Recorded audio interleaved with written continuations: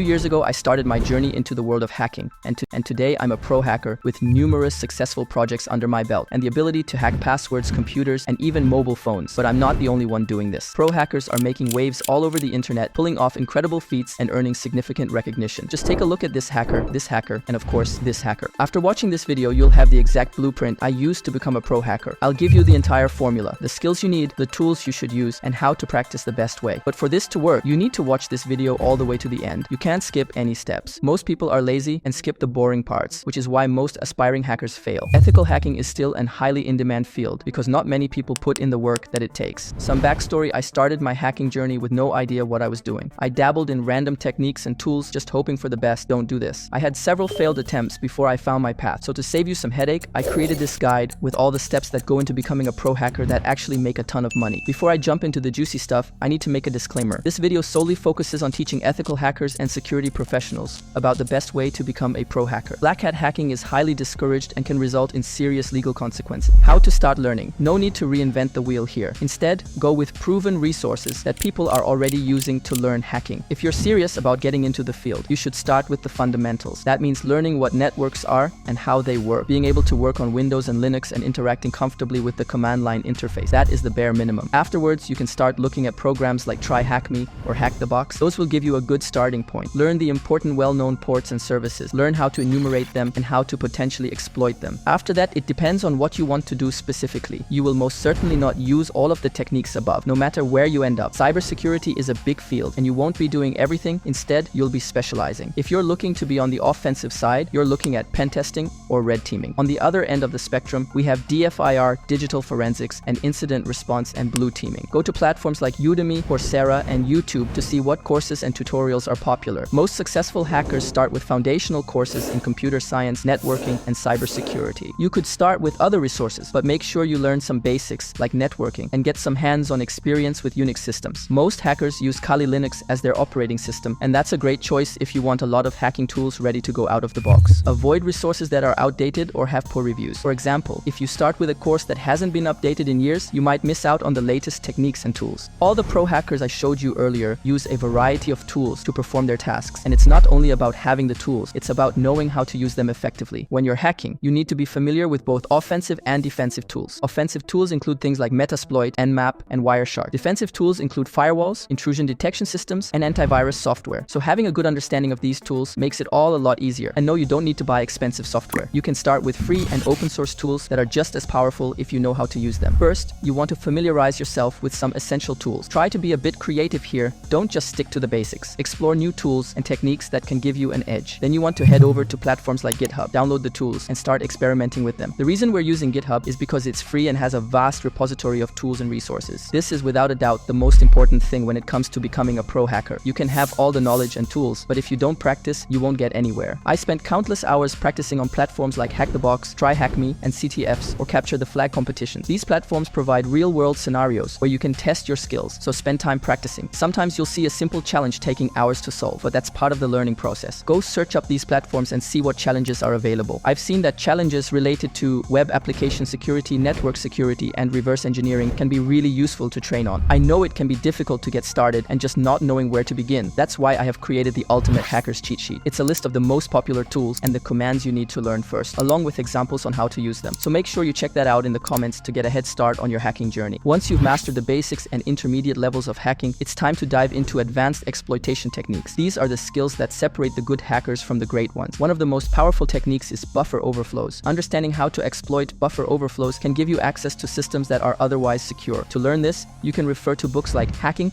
The Art of Exploitation by John Erickson, and take online courses on platforms like Pluralsight. Practice is crucial, and platforms like ExploitDB offer real-world examples where you can test your skills on vulnerable virtual machines. Web applications are a common target for hackers, and advanced techniques like SQL injection, cross-site scripting, and cross-site request forgery can be devastating if executed correctly. Tools like Burp Suite, SQL Map, and OWASP Zap are essential for mastering these techniques. Participating in bug bounty programs on platforms like HackerOne and BugCrowd can provide you with live systems to test your skills and earn rewards. Developing your own exploits can be incredibly rewarding and is a highly sought-after skill in the cybersecurity industry. Courses like Offensive Security's Advanced Web Attacks and Exploitation, AWAE, and books like The Shell Coder's Handbook are excellent resources for learning exploit development. Using Metasploit's framework, you can develop and test your own exploits, further enhancing your capabilities as a pro hacker. Social engineering is the art of manipulating people into performing actions or divulging confidential information. It's a critical skill for any pro hacker. There are various types of social engineering, including phishing, pretexting, baiting, and tailgating. Phishing in particular is one of the most common and effective techniques. Tools like GoPhish can help you create and manage phishing campaigns, and simulating phishing attacks within your organization can test and improve security awareness. Understanding human psychology is key to successful social engineering. Books like Social Engineering: The Art of Human Hacking by Christopher Hadnagy offer valuable insights into psychological manipulation. Role-playing exercises and real-world simulations can help you hone your skills. Knowing how to protect against social engineering attacks is just as important as knowing how to execute them.